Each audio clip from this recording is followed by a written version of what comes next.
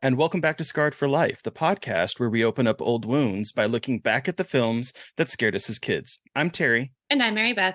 And each episode, our special guest brings with them a movie that traumatized them as a child. Listeners, we are so excited this week because our guest is two-time Hugo Award finalist Chuck Tingle.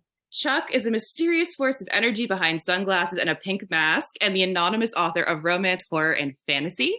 Chuck writes to prove love is real because love is the most important tool we have when resisting the endless cosmic void. Amen. His latest novel, the queer horror Camp Damascus, is out the day after this recording drops. Chuck, welcome to the show. We are so stoked to have you. Oh, thank you for inviting me. I am thrilled for a number of reasons. One is that I could talk about art all day. If you want to get me just riled up and put a microphone in front, I'm going to go for 5 hours just about picking apart some piece of media that I enjoy. And then number two is I've talked about this a lot in interviews. I think it's probably controversial for an author, but look at me. I got a dang pink bag over my head right now. I don't shy away from being unique or different in my approach. And for an author, I actually artistically draw a lot less from books and a lot more from film in my writing. I write all the time, and I read very little. I think as a buckaroo on the autism spectrum, part of my hyper focus, it helps me write. I can write thousands of words a day. So that's why you're so prolific. that actually really is, yes. And so I can just take off like a rocket ship on writing. And whenever I start to read, I can get about a half a page before my mind starts to think about writing, actually, my own stories, I start analyzing it. And so, like I said, I think that's part of my autistic way. And so when I want to receive a story through some kind of medium, film is really my choice. And I also write, I think, in a cinematic style. My pacing and my plotting is very film-based. And like I said, I think as an author, especially an adult author, you're not supposed to say that. Right. I do not care. I don't care at all. We're out here being dang punk rockers, and it doesn't matter to me. I say any medium works. So anyway, I'm so excited. Well, we're incredibly excited. When I got the notification that you were interested in coming on, I was excited. I was like shouting over the phone to Mary Beth about it. But the reason why we're here is your new horror novel, Camp Damascus. Can you tell listeners a little bit about it? As I said offline, I'm only about halfway through, and I'm not sure how far Mary Beth is, so not as many spoilers because this is coming out before the episode or before the book drops. But what is this book about? Yes. Okay. Well, it is a bit of a mystery in the sense of information is unraveled slowly, and I think part of the stake of the book and what makes it entertaining is the amount of times I think readers will kind of flip-flop back and forth about maybe what they think is going on. So I'm trying to be very careful about spoilers, but I will say in a basic sense, it is about a queer conversion therapy camp trying to pray the gay away, and they have 100% success rate. There is a town in Montana that is essentially their economy is built around this camp.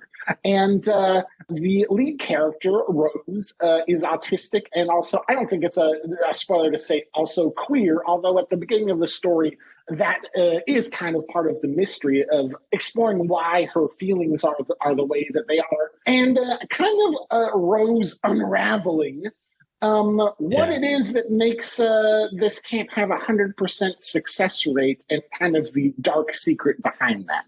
Yeah. So when I was reading like the plot synopsis on Amazon, it didn't really give anything away. And so it was really kind of cool to dive into this book and just sort of experience it as it's like unfolding. And so my first surprise was I didn't know the gender of the protagonist until I started reading, and then I realized it was Rose. And I guess it's because like I'm particularly used to seeing a lot of the kind of gay male erotica that you've written in the past. And so what drew you to writing this story, first focusing on a young queer woman, and also about the idea of queer conversion camps. Yes. Well, I started out when I started writing Tinglers. I mean, there are, I guess, for listeners that don't know, Tinglers are short erotica stories. Usually, I would say I shy away from saying strange or weird because to me they are just, I would say, joyful and maybe I would say unique partners of Bigfoot or a living concept or something kind of a magical realism. Mothman erotica. I'm a Yes. Mothman freak, so I There you love go. the Mothman erotica is very much in my wheelhouse of content. As a side note, Mothman, I always knew Mothman was handsome, but dang, do those Tinglers resonate with the Buckaroos. I did not expect them to quite take off as much as they did. So yeah, there's a lot of Mothman's a boy. moth heads out there. Moth heads rise up, I guess. But yes, so that is a Tingle. And when I started, they were gay, queer, only kind of a buckaroo on buckaroo. And I think part of why I did that was because I wanted them to be unabashedly queer. Just you look at it, and also I was just kind of exploring parts of myself that I didn't quite understand yet. There's also a lot of, I think that as well, when I come up with these ideas, I was kind of shaping political statements and these things. Mm-hmm. And personally, I think that women get a lot of sexualized in the media, celebrities, politicians, these things, more than I think needs to be done. I think that's going to happen anyway. I kind of didn't want to contribute to that. Yeah. So I just thought I'm going to write about mostly just buckaroos and not ladybucks because, there's a big difference whether they're a conservative that needs to be taken down a peg or not between me writing about a male politician getting pounded in this way or a ladybug politician this way. And I said, I just don't want to contribute to that. It just didn't feel. And so I still will not. There are two rules for Tinglers. I don't write about ladybug celebrities, real ones. I write lesbian Tinglers all the time, but I just don't. If others want to do that artistically, whatever, I understand. It's just not for me. And then two, I don't write about personifications of things like natural disasters or things where people are hurt or injured. In reality, I just don't want to contribute to those things when there's death or something like that involved. That's why I didn't. When COVID was happening, everyone said, "Chuck, you should write COVID Tingler," and so I didn't do that. But I wrote Tinglers about washing your hands or social distancing or these different ways. But personifying COVID itself as a sort of hero, I thought I did not like the ethics of that.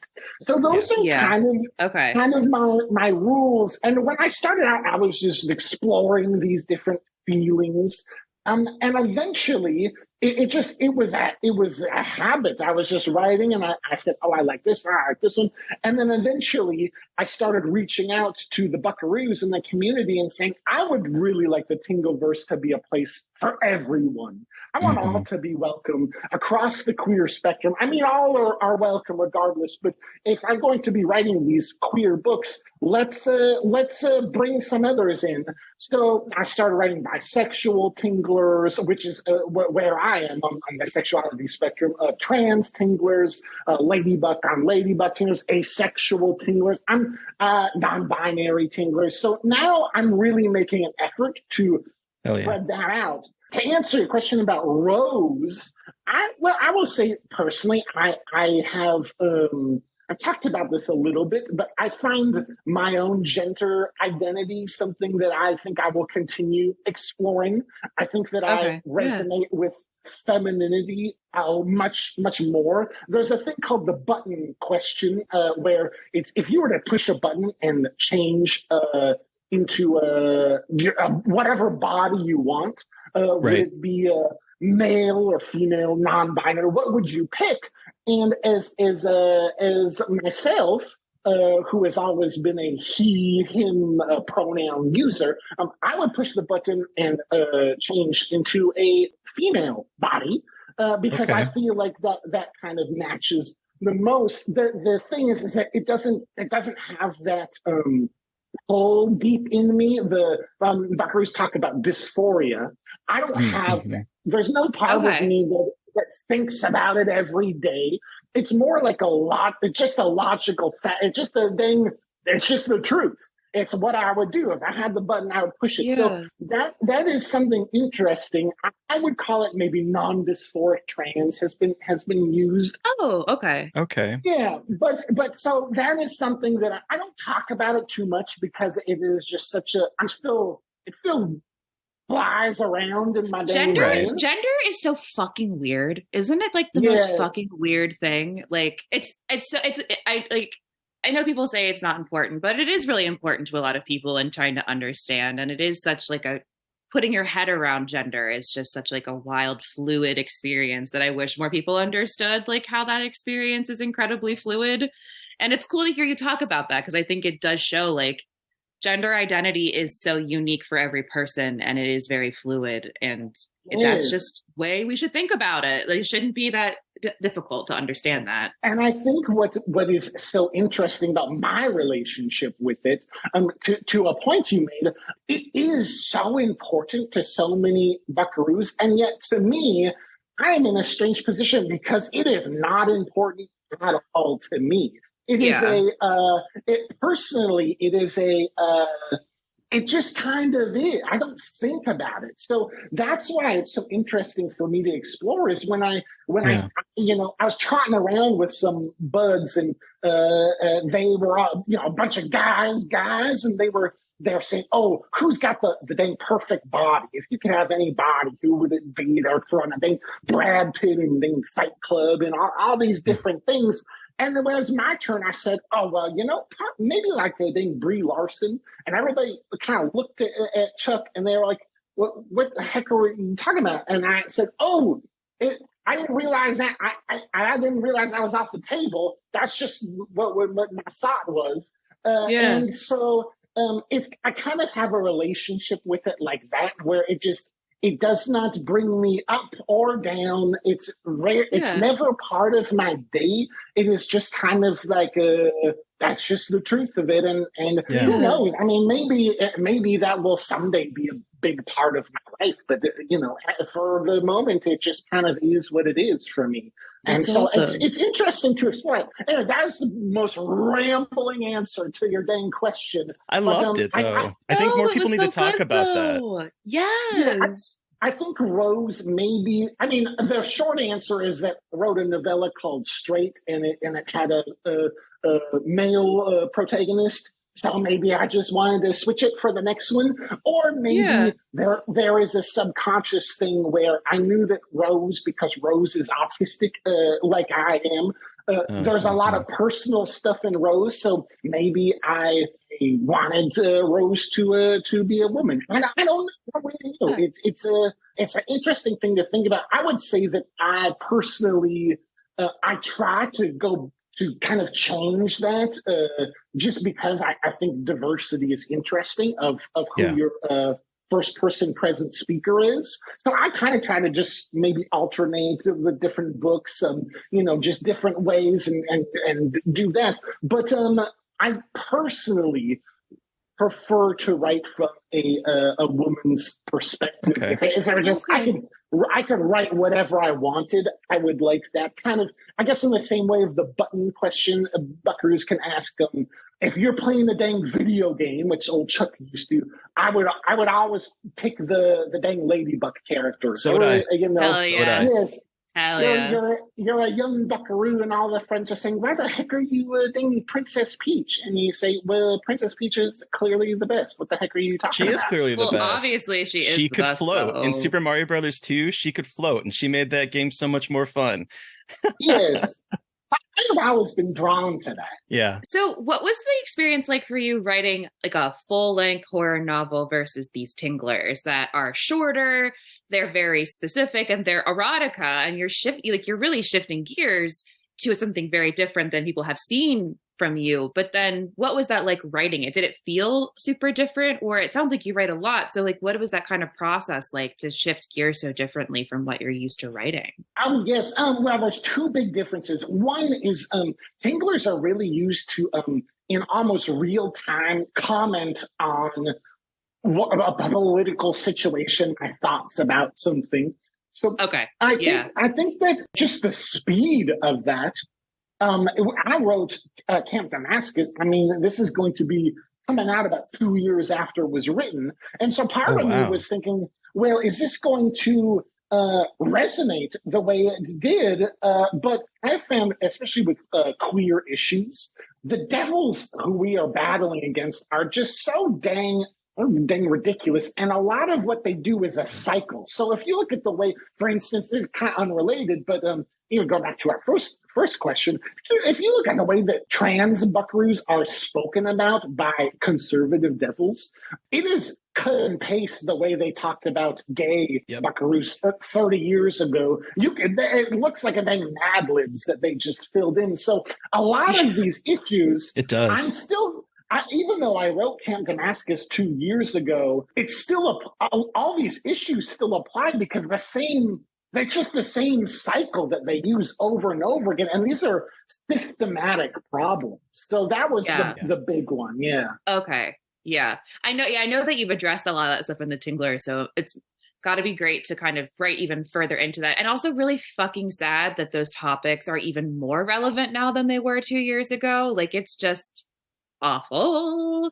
But I'm glad you're writing about queer conversion camps because people hear about them and we had they/them and we don't need to talk about that movie. But I'm excited that you're tackling that, and especially from an autistic queer perspective. Is just like, it's a perspective that we don't have in the horror genre in any kind of media, and it's great that we're getting that. And yes, thank you for pointing that out. There is queer horror, and there is great queer horror, and I'm sure there is neurodivergent.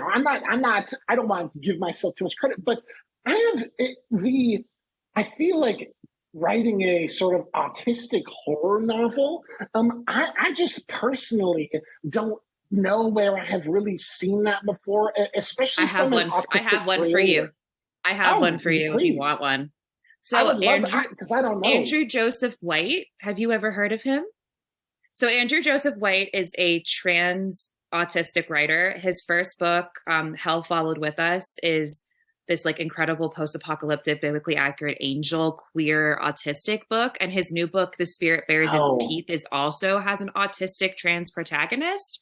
And he is one of the few that I have found that's writing about that stuff, and he's pretty new. So I would definitely recommend. Wow. And his stuff right now is technically considered young adult, but it's really gross. So like it's incredibly well written. So if you're looking for another autistic horror writer who's also writing queer trans characters, please check out his stuff. It's real good. It is amazing. And I saw a review of Camp Damascus, I think maybe yesterday, that compared it to, you said Hell Follows With Us? Yeah. Is that, compared it to that book, and I thought, oh, I've never heard of this book. I should check it out. So what an interesting convergence of title. Confluence, yeah. That's great. What I really enjoyed, because this is written from Rose's perspective, so it was interesting to get into her head and see the sort of hyperfixation that she has, and kind of, I think books can be any art can be very empathetic. And so what I love about this is being able to spend some time in her head and see the world from her perspective. And I think, I don't know, I feel like if more people were able to put themselves into different shoes, that, maybe love would win. I guess I really enjoy the fact that this is a completely different protagonist than I'm used to seeing in horror, and seeing their perspectives so clearly. Wow, thank you. Yes, I mean, empathy is, that's what on the path to love, creating empathy. What a dang tool! Thank you for saying that. I very much, I very much enjoyed writing Rose. That's very kind. Thank you. Of course. So let's take it back though. How did you get introduced to the horror genre? Okay, well, I have always loved horror. I have always loved in my own art I call it maligned trinity of genre, horror, comedy, and erotica, or romance, which are just genres that I think are kind of looked down upon as being lower class, if that makes sense. They don't get the awards. They are not seen as serious, even though a lot of those are making the most money, funny enough. So it shows that, that the sort of intelligentsia saying, you can't like those if you want to be serious about art. Okay, really quick to jump into that, erotica and romance. I used to be an asshole about that. Those, you know this, romance writers make like the amount of books that romance writers write and people devour them. And I mean, like, and also I think it's also got to do a little bit with gender, because like, oh, that's a woman's book, like that's not important. And they I make just so like much money. It is, they do. It is huge. It's huge. When I used to work in a library, romance, always books coming out of the romance section. And I think, and erotica, and I just think it's so maligned for what it is, but it shouldn't, because it's a moneymaker. People love that shit. And it's, yeah.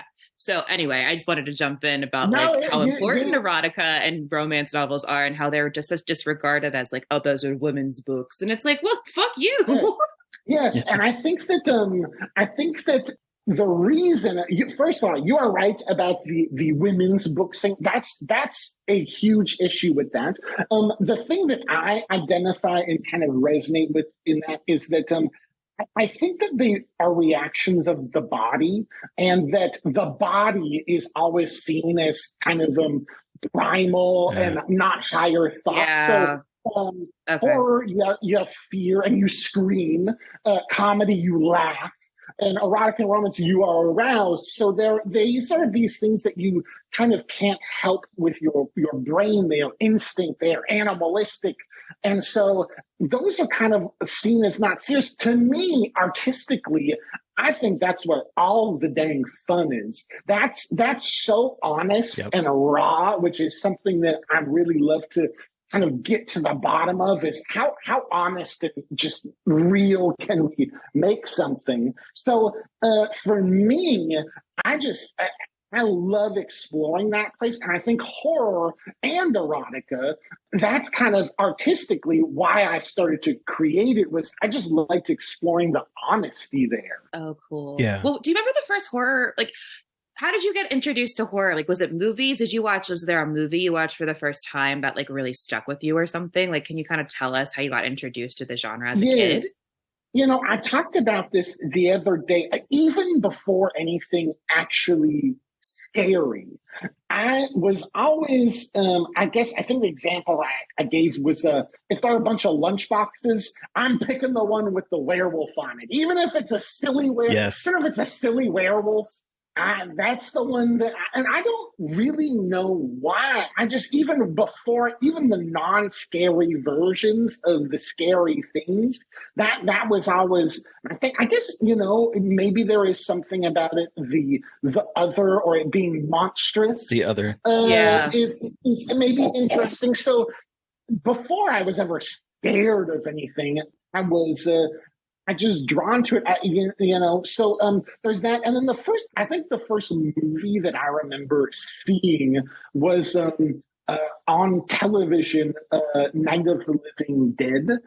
I had seen it. Oh wow! I had seen scary things before, but it was one of those late night.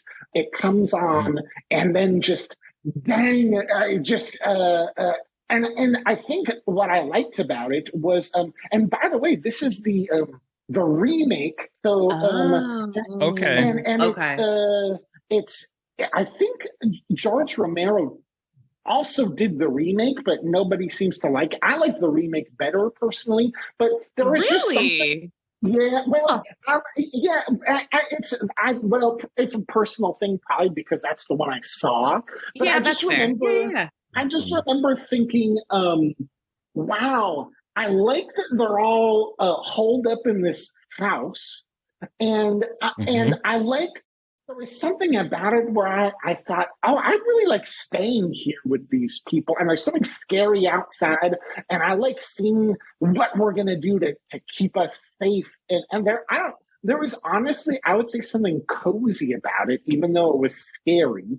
And I just really liked that feeling. And it's a really kind of a strange thing to think about.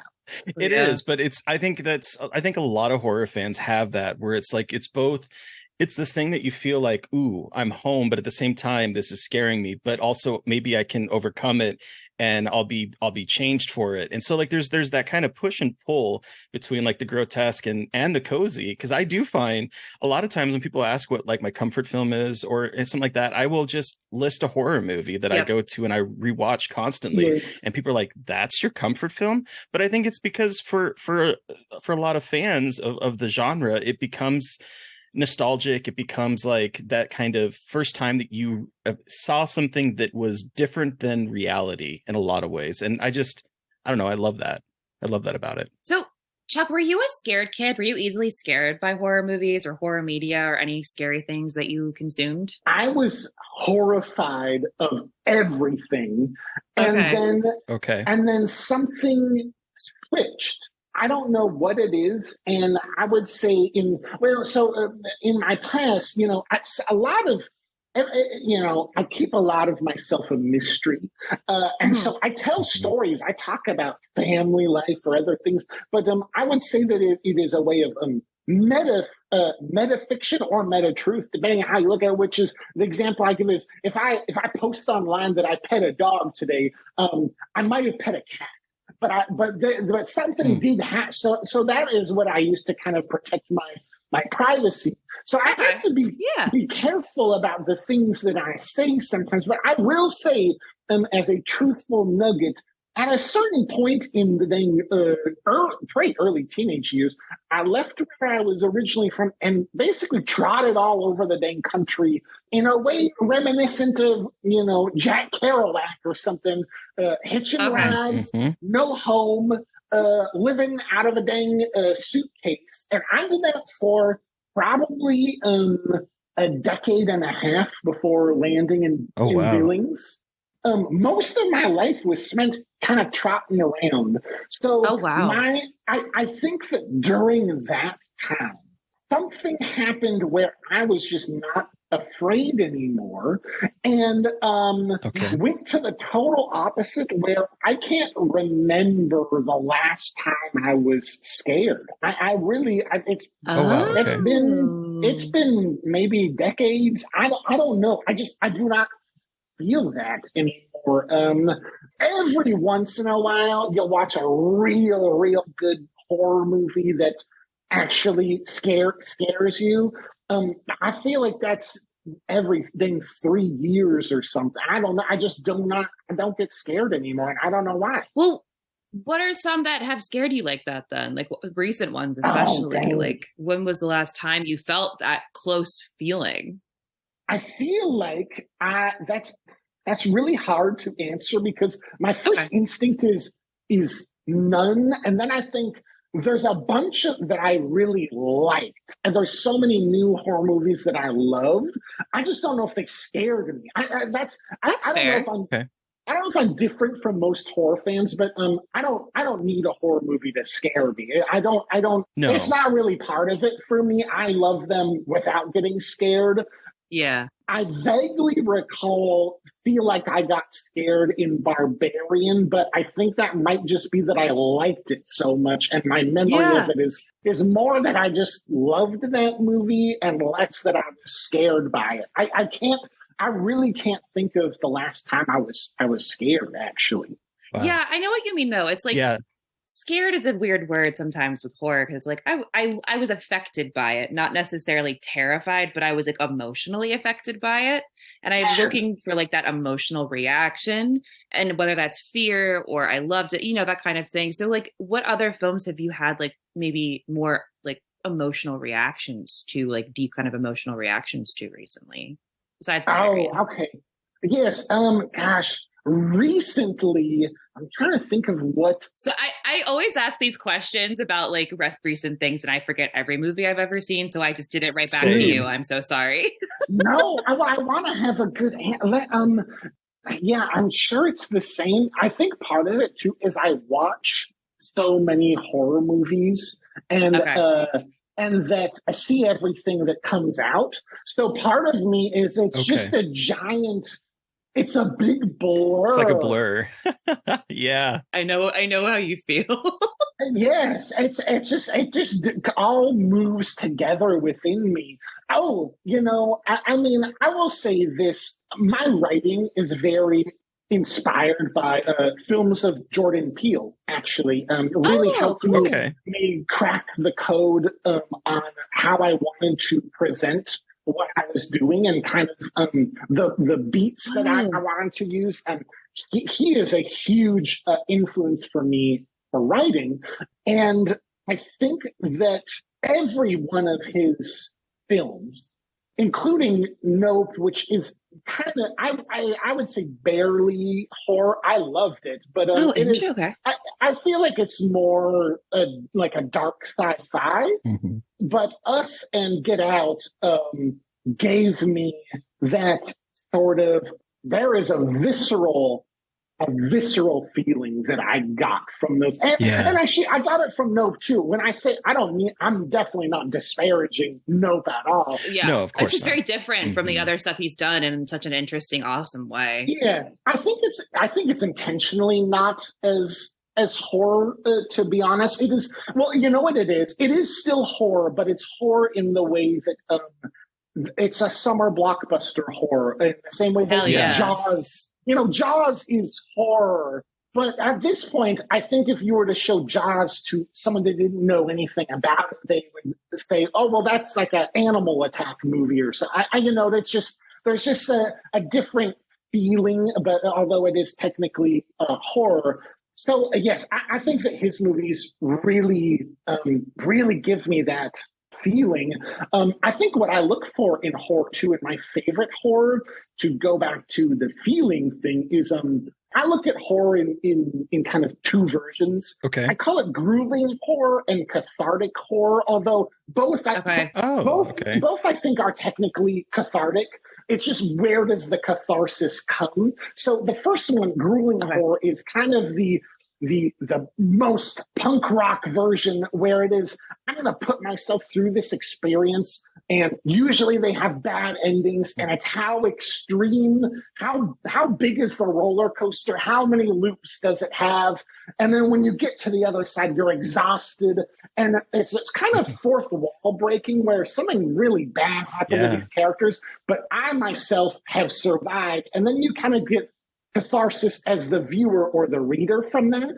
And then the second version, which is cathartic horror, is instead of you feeling that at the end when it's kind of over with and you go about your day and you're still alive the next day, cathartic horror, at the third act or maybe the midpoint, the characters kind of turn the tables and you get this sort of revenge is kind of a version of what it is, but the lead character comes back and you're feeling these emotions of catharsis as they escape and kill everybody and go that rush. And I feel like a lot of what horror is the balance of the audience not knowing which one you're going to get. And that's kind of the excitement, as you go in and you kind of have this push and pull. And that, so for me, my preference is the second one, of that cathartic horror.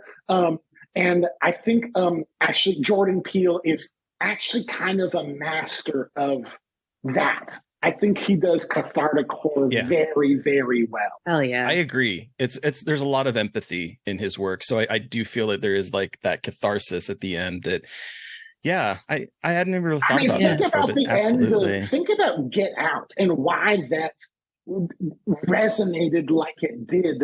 I don't want to spoil it. I guess it's been out for probably a decade now, but which is that true? I just threw that out. It's got to be so. I don't think it's been a decade, but we're getting pretty close. I think we're getting. It's 2017, so we're definitely 6 years out. Well, dang it! First of all, good for him. He puts out movies fast, and that's great, because to think of that as his old movie, and it's only been 6 years. But I know, it's wild. That's weird. I actually didn't even think about it at that time, like in that time frame. Like, oh my God, wow, he really has made 3 really incredible movies in 6 years. Like, that's actually very impressive. Thanks for changing the horror landscape in 6 years, Jordan Peele. Jesus. and that ending of the catharsis of escaping when the police lights flash at the end. Yeah, and then it could have gone so different. And I've seen that they shot both endings, and I honestly feel like if you follow those timelines of the ending where that is an actual police car and it's a bad ending, that changes so much. I think that changes Jordan Peele's career. I think it changes the landscape of horror. It changes my own writing, to be honest. It is really hard to understate how much he has influenced Chuck in so many ways. Hell yeah. That's so cool.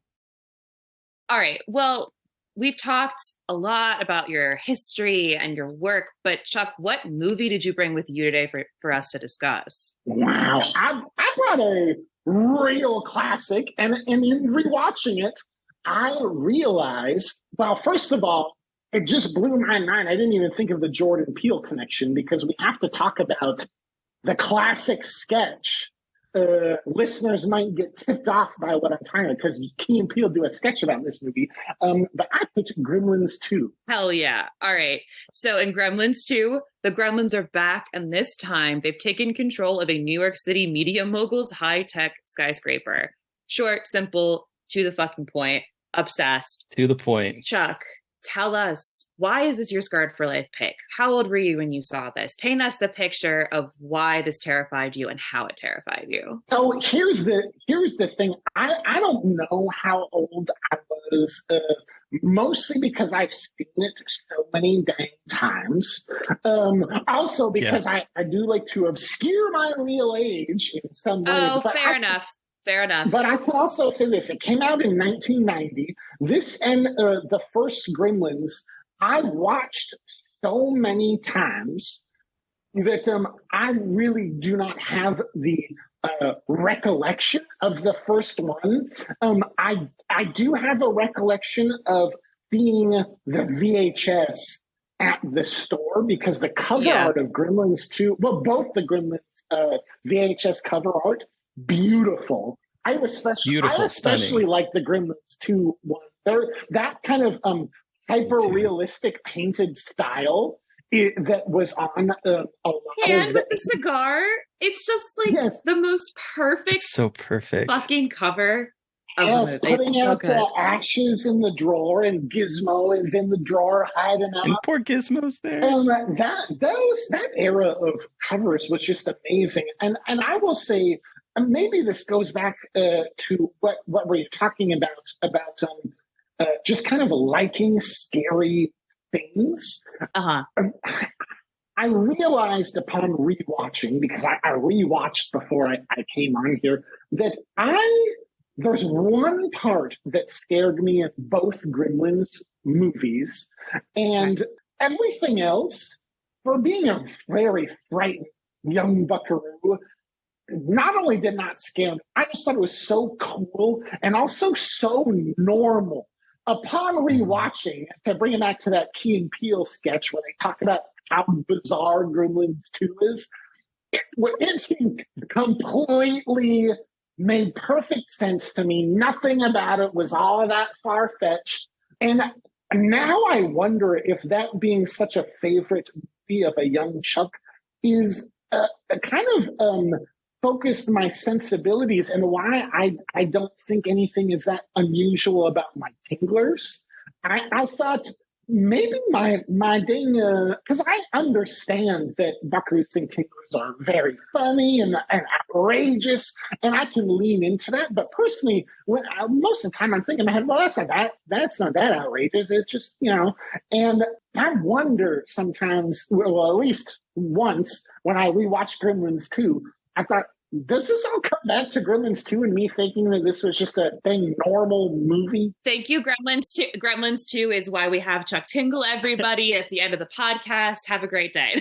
It could be. It could be. I love that. Well, what you're saying, though, makes perfect sense, because on a rewatch, like, you just have to accept that all of this is real, that all this is possible, that there are gremlins that can drink DNA and change into various other forms of themselves. Like, it's just, you have to accept a whole lot going into this. The movie wants you to follow by its logic as opposed to the world's logic. And I think I love that about it. And I think that's probably why it resonates with kids in particular, because it's like you sit down and you watch this and the wildest stuff is happening on screen that in real world you say, oh, it can't happen. But while you're sitting there and while you're watching this movie, I think the movie is so masterful in that it kind of takes you there and says, hey, come with me and I'm going to show you something really wild and we're going to have a lot of fun for almost 2 hours. Like, not enough. I've been talking about this for a couple weeks, just thinking about like what horror is right now and what horror people want from horror. And I think Gremlins 2 is an indicator of like when horror was really fun. And I also know that like the production, like Joe Dante made this crazy because he didn't want to make Gremlins 2 and he wanted to make something so ridiculously batshit that they would never ask him to do it again. But it's also like so fun and weird and like, you know, sure, it's kind of outlandish and dumb, but it's also so fun. And I think that's what a lot of horror movies are missing now. And I think there's obviously a place for very serious horror, and I love that. But I also think we need to make room for fun, weird, campy, ridiculous horror, because I think that is part of what horror is. And I think being able to have fun with it and just be like, this is so fucking ridiculous, but I love every second of it. Like, yeah, that fucking thing just sprouted wings. Yeah, Christopher Lee's watching Gizmo dance in a laboratory as two twins that look like Tweedledee and Tweedledum from Alice Wonderland dance along with him. Like, why not? It's just, it's fun. It's fun to suspend that disbelief and just let yourself enjoy it instead of being like, this would never happen. Like, of course it wouldn't. Gremlins wouldn't happen. And yes, Gremlins is a little bit more grounded. I would say Gremlins is a little bit more grounded, which sounds funny to say about a movie about monsters, but it is. Like, there's a realism to that. And this one is just outright fucking ridiculous, from the skyscraper being fully automated to everything about it. But also, like, that's what makes it fun. But I could also see why people are like, this is not Gremlins. But I think it is still Gremlins. It's chaos, but it's just even more heightened, both literally and figuratively, because, you know, skyscrapers. Oh, yes. Well, when you make that comparison, I agree that, Gremlins, I would say that the first Gremlins is 70% horror, 30% comedy, and Gremlins 2 is maybe the opposite. It's 70% comedy, 30% horror. I would agree with that. Absolutely. I definitely agree with that. Yes. And here's a question for you. I will tell my answer right up front. I think this might be controversial. Personally, I like Gremlins 2 way more. That might be very controversial. Thank you. Where do you I literally just posted on Twitter last night that I think this is a perfect movie. I think this movie takes what made Gremlins so interesting and just expands on it so much. I think because of the fact that Joe Dante was like, okay, I have this shit, I'm out. Right. He's like, I have triple the budget of the original one. And I also have, like, they're not going to have any creative, speaking into what I want to do. And so I think he just like went wild with this one, and the imagination on display, but also a lot of the kind of in jokes that were happening. Like, I died laughing last night when I was watching this with the Leonard Maltin bit, because he famously slandered Gremlins, the original one, as being, horrible. And so then he shows up in this one and he's like holding the Gremlins movie, and then he just gets attacked and destroyed by Gremlins is so hilarious to me. And it's so funny because it's very tongue-in-cheek, and the fact that he could be a good enough sport to be like, okay, I can go on this movie and get torn apart from the way I criticize the first movie. I just think that's so much fun, and it's so, I don't know, there's so much more imagination in this film. It's also very Tingleverse in the sense that a lot of my Tinglers are meta. They are referencing the one before it. Yeah. And so I was watching it and I thought, wow, really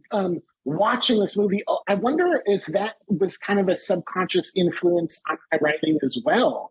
Of just there are so many fourth wall breaks. Before we go on, Mary Beth, Gremlins 1 or Gremlins 2? So this is the first time I've seen Gremlins 2. I'm going to be perfectly honest. Okay. You've got me to watch Gremlins 2 for the first time. Thank you so much. I cannot wait to hear your perspective then, because that must have been me too. So dang bizarre. It's very hard in comparing them to me right now because they just feel they feel obviously connected, but very different. Very I different. loved this though. And I'm really sorry. I don't know if I have an answer for you yet about which, and I might at the end of this, but I think I love how ridiculous it is. Gremlins has a very special place in my heart, as I know it has a very special place in all of our hearts for like what it was. But this one, it's just like, it's one of those things that it's like, okay, you gave a guy a budget, look what he can fucking do with it. And I like, it's really impressive and silly, but like, it's, you have to be impressed by how crazy it is, by the fact that there is an automated wild build. And it's like, the whole thing is wild. And I think I love that like they said, we're going to go for it. And they went for it so hard. Like, okay, I guess we're all just going to have different kinds of gremlins now, and we're going to have more personalities. Like, there's more personalities to the gremlins. And I really like that because I think we always have Gizmo having his personality because when Gizmo comes on the screen in this, I almost started crying. I don't know why. I think I'm like not doing great. I'm also getting my period, TMI. I'm a woman.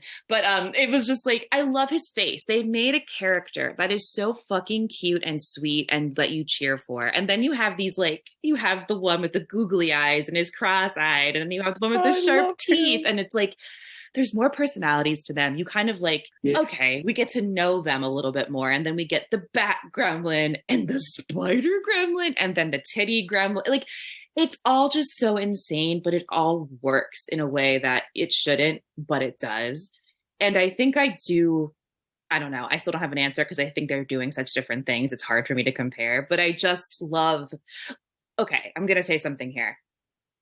I wish that Scream had kind of gone like this. Scream 6 had gone this direction. And I know they're very different, but this is another New York movie. But they smartly did almost single location New York movie in a high rise. And it's got, if you've seen the new Dread movie, the remake with Carl Urban, they have like, they're going up levels of a building and there's like boss levels on each one.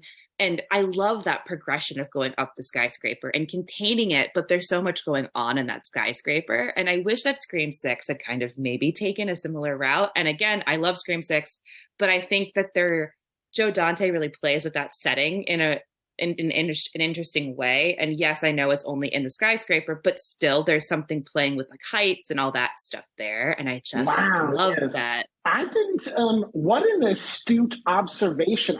To think of how many times I've seen this, I never really clocked that classic, we're going to move the horror to New York movie, a long tradition of those, but only basically a single location. That is really, that is interesting. I don't think that's ever been done. It's so smart. And it's so smart, though. And like, I know the budget was massive, but it still contains everything. And you keep it from I know the bat gremlin flies out and there's that part. But a lot of it is so contained to the skyscraper. So even though it's like in the city and it still feels massive, it is just in one building, really. Yeah, and I do know that there was some concern when they said bring the Gremlins to New York. They're like, there's no way we could film this in New York at like with the budget that we have. And so the script revision decided to create the skyscraper and focus mostly on there. And it makes sense. And I think it gives us New York, because you think of New York, you think of skyscrapers. And at the time you think of like the leading technology. So of course, New York would have this one building where everything is filmed on a cable network, and we have like automated doors and everything. But I love this idea of like, again, I think when you look at like Gremlins is like a perfect small town that is, beset by gremlins. Here we have, but it's like this idea that suburbia could also be horror. And we see that a lot in some of the work in the 80s with like this and Poltergeist, saying, hey, you are going to these safer, and I'm using this in quotations, listeners, safer places, but there are still places of horror. And I think when we look at the future and we think, oh, it'd be really cool to have like a building that talks to you, that welcomes you to the men's room, that has a revolving doors and all this kind of stuff. Did you wash your hands? And then, yeah. And then we have that, and then we see sort of like the way that this, again, just sort of like it twisted small town Americana, Yes. is twisting this a vision of the future in which everything is computerized and automated and everything is wonderful. And so I love that we're kind of still taking that essence of what I think made Gremlins so unique, and we're now expanding it to be what we want from the Oh future. yes, there are two things that I want to say to what each of you said. Um, Yes. First, to go back to what Mary Beth said about Gizmo. Gizmo, what do you think? I don't want to. I'm making bold statements all over the place. I don't think that Gremlins works without Gizmo being as viscerally cute. I don't know if it was intentional or not, but Gizmo, a safety hazard. You should not have that creature anywhere. Its very existence of Gizmo is honestly kind of unethical. And Yes. the reason that it works in these movies is because Gizmo's dang adorable. And you think, well, yeah, you could get him wet in the lake. Basically, everyone could die. In Gremlins 2, the question is, well, we can keep this little creature. It's really cute, but if you get it wet, all of New York City, and honestly, when you think about it, maybe the world will end if these gremlins get out of this building, because then they get wet and make more. And then you go, yeah, but he's pretty dang cute, and he's got a good song. No, but it fucking is. They get you. It's like, it's the fuzziness. And like, again, it's because he's a practical little creature. And he has like the cute, tiny little toes. It's the ear. Yes. It's like, I don't understand how they specifically, Expressive like eyes. not genetically, because he's obviously not real, but like engineered this creature to be like the cutest thing I've ever seen. And like, it gives me cute aggression so bad I want to punch something. Like, it's just, especially like the scene where the guy is like fixing the water fountain and he's spraying it out, and Gizmo's like, no, I'm like, save him at all costs. Gomez Adams is fixing the water fountain. What a dang cameo. I thought that person looked familiar, and that makes me feel less insane. But then also when they've got him like in the lab for the first time, when we see him and he's in the cage, and I'm like, not animal testing on Gizmo, anything but Gizmo. And then they have him fucking dance after he drove a race car in the first one. Like, what are you doing to me? Like, what are you trying to do to my heart? Like, you can't not love Gizmo. And I think they did such a good job. Who designed Gizmo? I'm such a bad researcher. I need to look up who designed, like, who did the work. That's got to be intention. I know when you're at least writing it, you think, well, the audience, anyone actually thinking about this is going to wonder why we're keeping Gizmo around. And you have to have those themes, the dancing, the animal testing. You have to put him through all this grueling stuff. Otherwise, it really doesn't make sense. And I will say, Phoebe Cates, the only one in this movie that has any sense at all. Exactly. Yes. Exactly.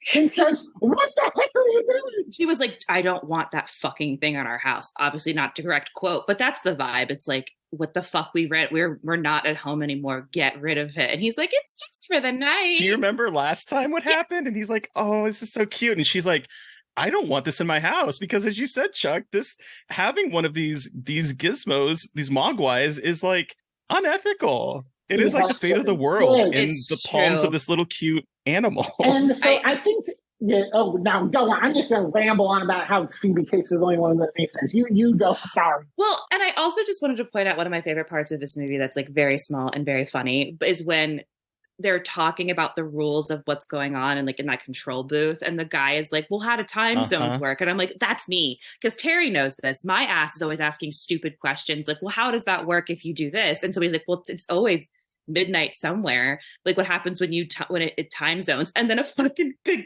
mutated gremlin busts out and gets him. That's what I love.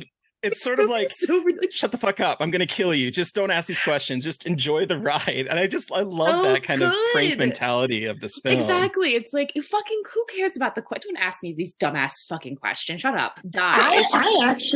I have an answer for the time zone question because I thought about the. Okay. I tend to, when I write horror, a big pet peeve of mine in horror is when things don't make sense and they're just popping out just to scare, especially in ghost movies. They do this all the time where they move into the house and there's an hour and a half of ghosts popping out, and then you just think, well, why do I care about this? All you're going to do is pop out and scare me. You're not accomplishing any goal. We're not closer to anything. And so I tend to in my own writing and watching think about the logic of it. And something I think, honestly, the time zone question, if you actually consider what these rules are supposed to be, obviously the water creates more of them.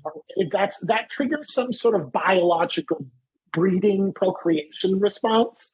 And then the food part of it triggers some sort of a mutation response. And so because of that, if you actually think about it kind of logically and think of them as just a species of animals, it makes sense that you would need food before mutating and like going into a cocoon because your body would need the energy.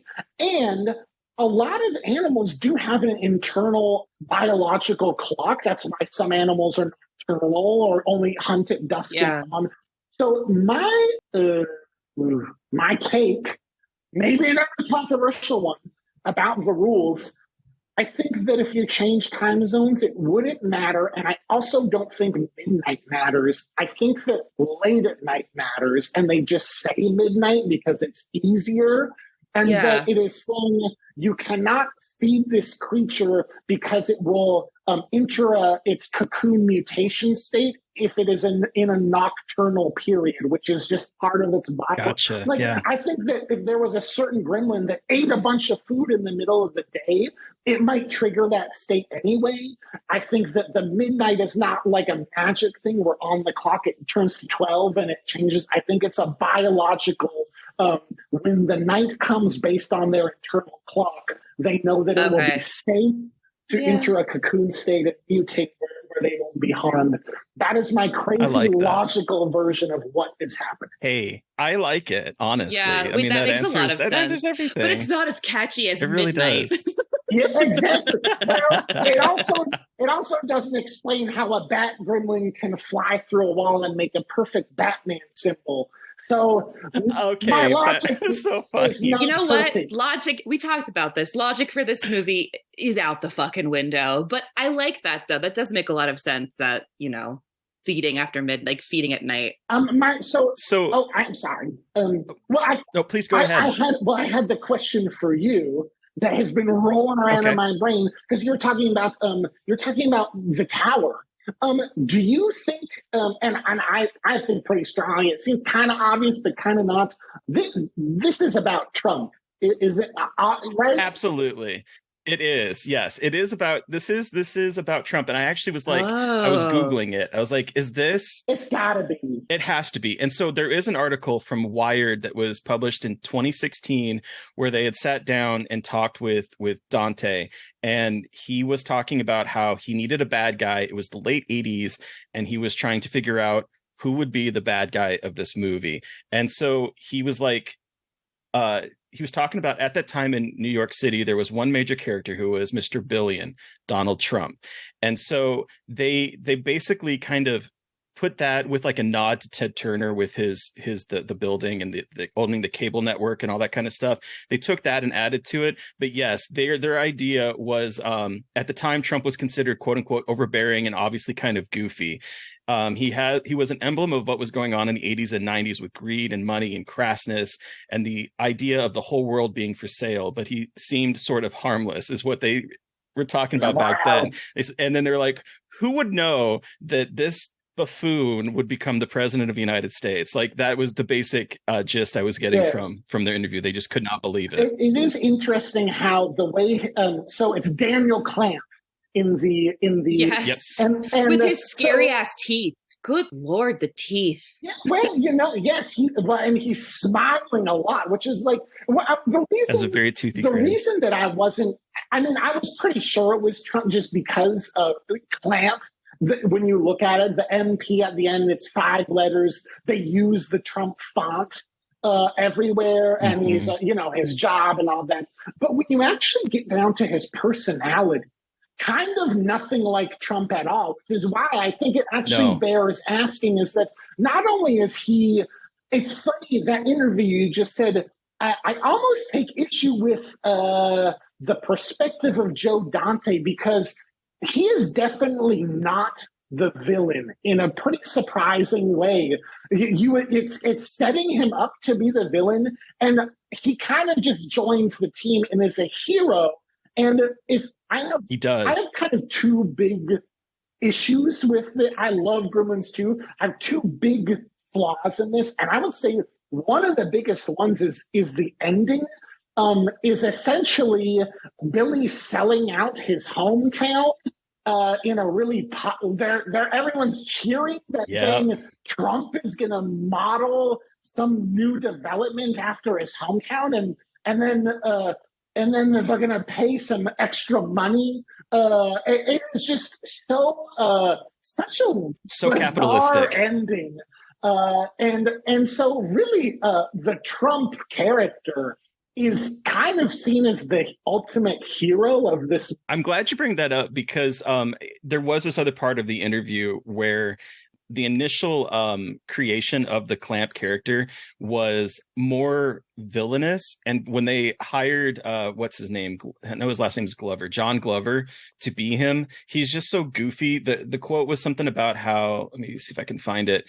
It changed a bit. The final big screen incarnation of Clamp is likely rah rah, because largely due to the performance of Glover, who Dante said was so likable and boyish and gee whiz, he started to become sympathetic.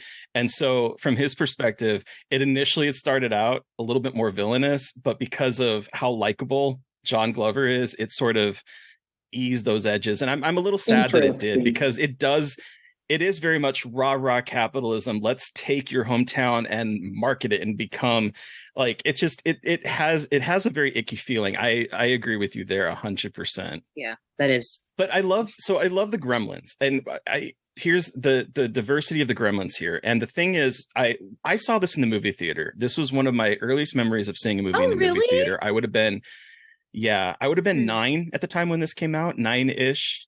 And I remember sitting in the movie theater, and I remember getting panicked because there's one moment, and it has nothing to do with Gremlins, but there's a moment where I think they call him Daffy, the kind of googly-eyed gremlin character that is like that they take home on accident, that Kate takes home on accident.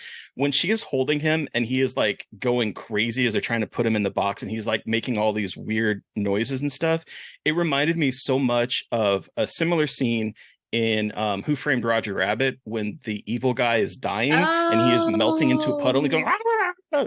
And that moment in Roger Rabbit terrified me as a kid when I first saw it. And so seeing this and hearing that sound, as weird as it is, it brought me back. And I didn't even think about it until last night as I was watching it. And I was like, oh my God, that is the sound of the guy dying in Roger Rabbit. I had a very visceral response to it. That is I can't believe you have brought this up, because when I was doing my soul searching about my influence of this artistically on me, the only other thing I could compare it to for me that was one of my favorite films was Who Framed Roger Rabbit. And I will say that there is, to bring it back to what this whole dang podcast is about, as I said, there was only one moment in this movie that scared me, and only one moment in Who Framed Roger Rabbit that scared me.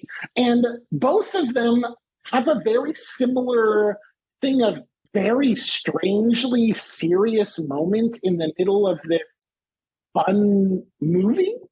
They're so similar in some ways. I brought this up at the beginning. I would bet, I didn't listen to it, someone has been on this podcast that did Gremlins 1, correct? Yes. Yes. Mm-hmm. I am guessing that it is the same moment that scared them. May I make my guess? Absolutely. It's got to be the Santa Claus monologue from Gremlins 1. because that's what it was for me. I'm trying to remember. I don't think that was the one, but we talked about it We talked about extensively that a and how whole fucking lot. dark it is and how dark that movie is. Like more than you would think. And they parody it in Gremlins 2. They do. It's just so strange. It is the weirdest I was thing. laughing so hard when she's trying to, it is the weirdest thing. And she's trying to like, she's like, oh God, this unlocked a memory. And it's like, how many horrible memories do you have attached to like specific events? Because she's like going down that route again. And I started laughing because it is definitely the moment in the first Gremlins where it's just out of nowhere. And she's talking about her dad dying because he was Santa Claus. And she's going down this, he's like, oh no, let's not go down that route. And it's again, another moment where I'm like, Joe Dante is just sort of like, flicking his teeth at people and saying, I'm making a big joke here. And I love that. When I saw that, now I understood it as a parody of the first one. When I saw it, I thought, this makes me feel weird. And so the thing that scared me in the first Gremlins was the Santa Claus monologue, and in this one, it is the Abe Lincoln's birthday monologue. Is actually what day she's talking about, and yeah, it is. It is funny. Also, I will say, I feel like the sensibilities would change. You can barely hear it, but in a very actually serious note, I didn't realize when I was younger either, because I kind of just felt the tone of it, that she's actually talking about not a sexual assault, but like I guess maybe she's talking about a flasher when she's little girl. Yes. And it colors the scene of the flasher. There's a flasher gremlin that she really freaks out about. And it's kind of played for laughs. And then all of a sudden, out of nowhere, you have this parody scene where you can barely hear it, but you're like, oh, there's a strange sort of, there's just something very deeply serious about this in this movie that's basically a cartoon otherwise.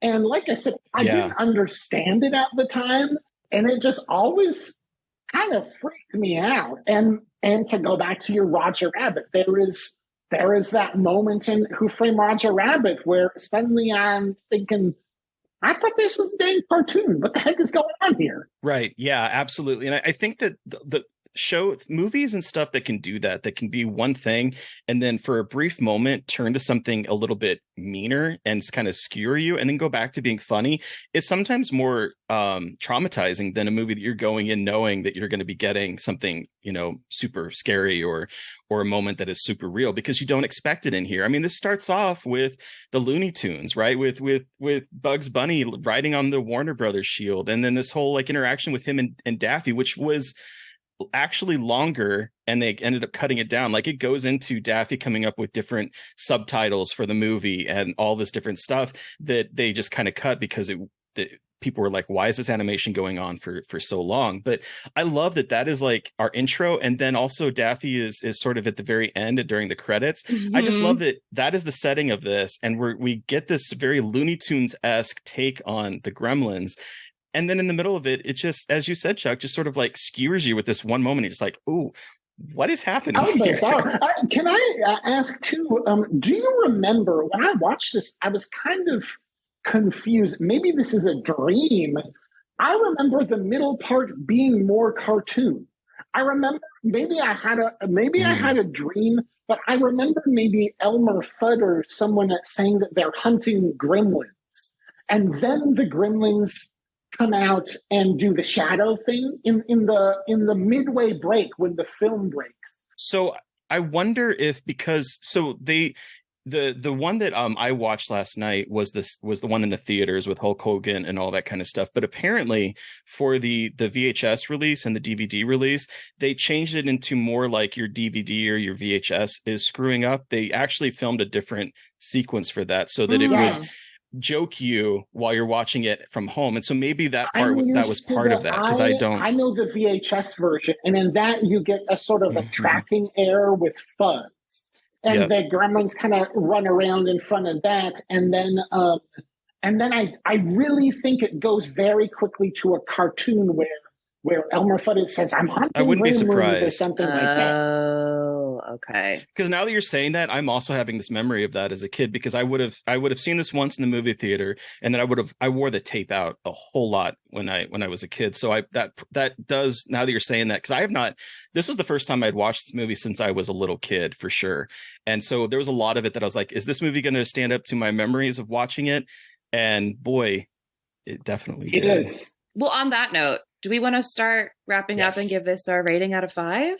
Sounds good. All right. Can I change our rate? We didn't even talk about Can I change Marla. our rating out of 5? Yeah. Because I want to change it to how many please. surprise Looney Tunes moments out of 5 do you give Gremlins to? Yes. Before, should we do a quick just discussion at least about Marla? What a strange, the fact that they go to a Canadian food restaurant. A Canadian restaurant?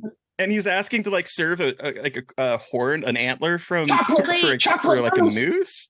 Like, incredible. And I love Marla's character. I love her having giant red hair and a weird accent. I love a character with big curly red hair. And I feel like it's always this character. I don't know why women with big curly hair are typecast as like the bitchy boss, but like Marla's voice is very, I don't know. Everything about her is also very... Her accent is constantly changing. I love her. And again, the New York vibes with Marla. I just feel like there's always that like very like type A, go, go, go woman with like artsy looks and has that funny light, has like the big ass lighter and is always stressed out. Like she is that character to a T and is also, again, changing accents. It's very strange, but I love her. So the typecast that you were talking about, when watching it last night, to bring it back to Frame Roger Rabbit, that came out in what, 80? Reminded me. I think Roger Rabbit was 88. So that 88. Was in everyone's minds when they were filming Gremlins 2. She really, Marla really just seems like Jessica Rabbit is kind of what they're trying to do. She does. And I did like that she was like an executive rather than the secretary, because, you know, again, those characters are usually like the secretary, but she's the boss. Yes. And we do play into like the hot boss kind of thing with like, but again, love these characters. Weird, wacky, but they just really add a lot to this movie. One final thing about Marla too, they said that apparently in the 90s, Trump ended up having an affair with a Marla Maples. And so they had asked them, was this like, and she's like, no, she was named Marla for no reason whatsoever. It was a nutty coincidence. Wow. Yeah, right. But yeah, there's a lot of... Right. There might have been, you know, sometimes with names, you have a year where you can look up how many dang Marlas. That's not a common name now, but they're in that generation of the 80s, maybe there were a whole parade of Marlas coming through. Could be it, but I don't know really. Hell yeah. All right. So let's wrap up and give this a rating out of 5. Terry, you're up first. How many surprise Looney Tunes cartoons out of 5 do you give Gremlins to?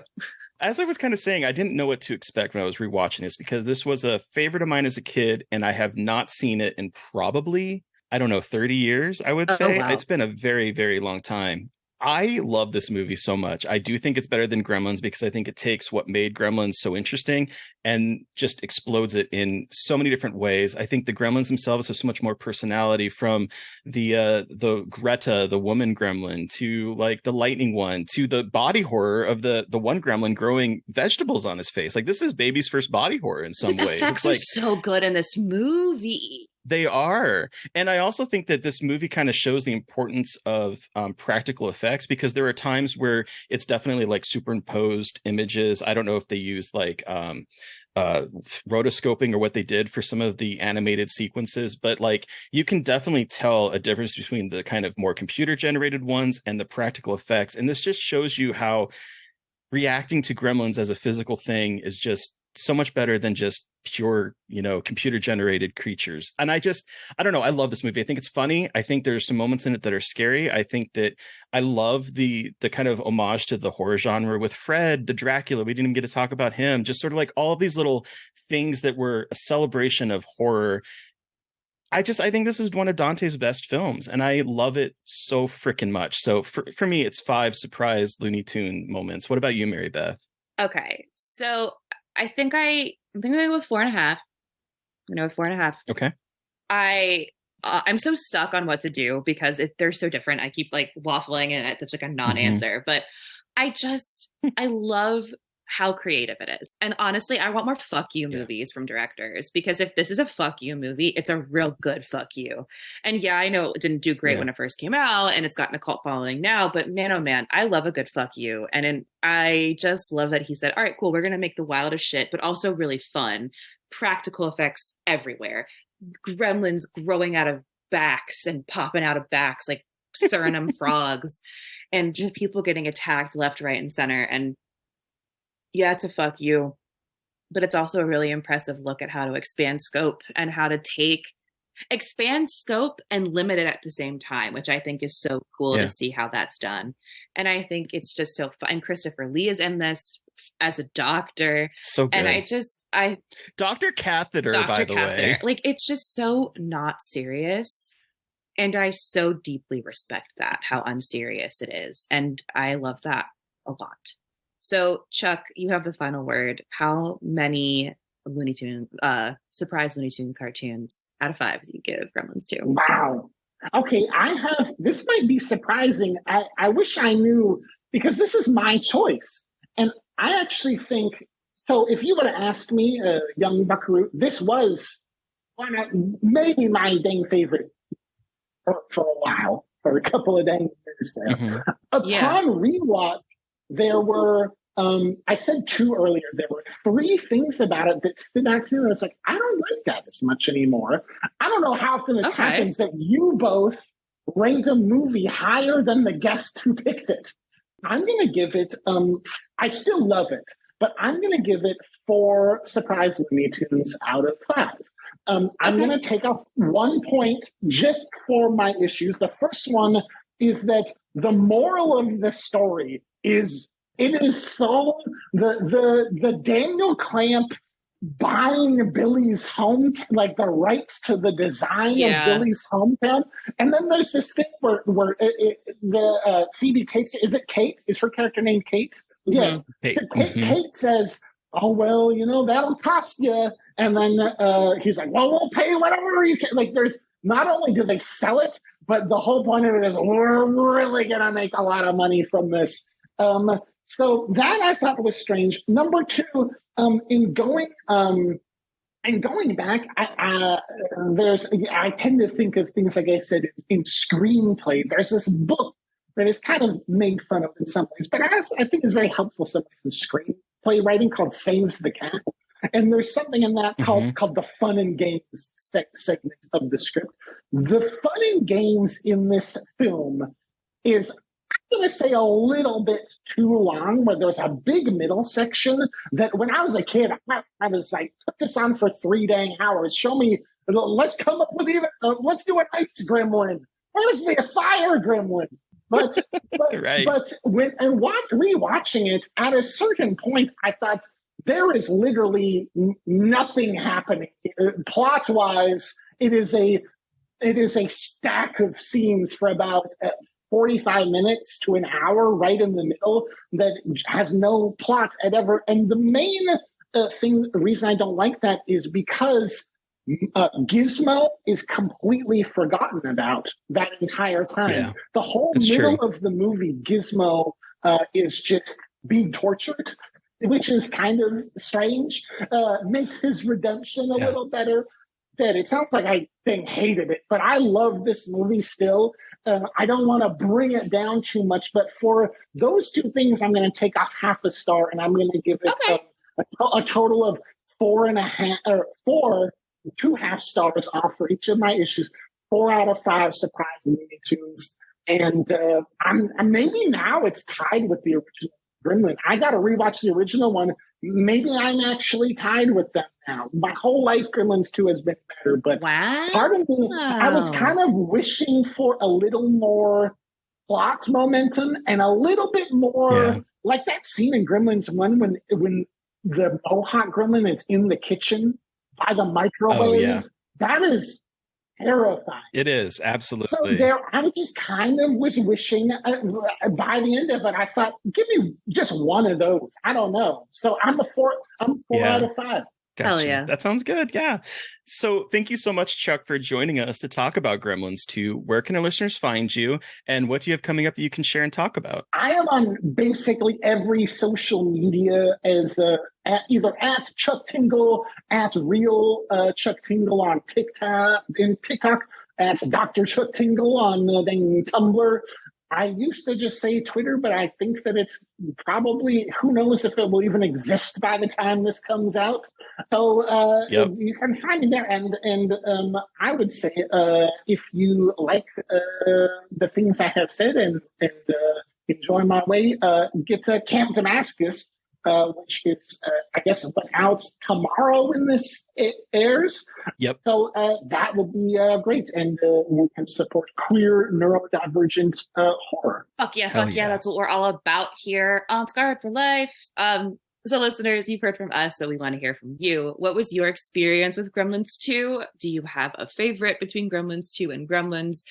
Let us know by sending us an email at scarredforlifepodcast@gmail.com or reach out to us directly on Twitter. I am at MV McAndrews. And I'm at Gaily Dreadful. And of course, don't forget to follow the podcast on Twitter at Scarred Podcast. And please don't forget to review, rate, and subscribe. And if you want to help support us, we do have a Patreon. Thank you to Eric Power for our artwork. Thank you to Sean Keller for our music. Thank you everyone for listening. Please stay safe out there. Most importantly, stay creepy. And until next time.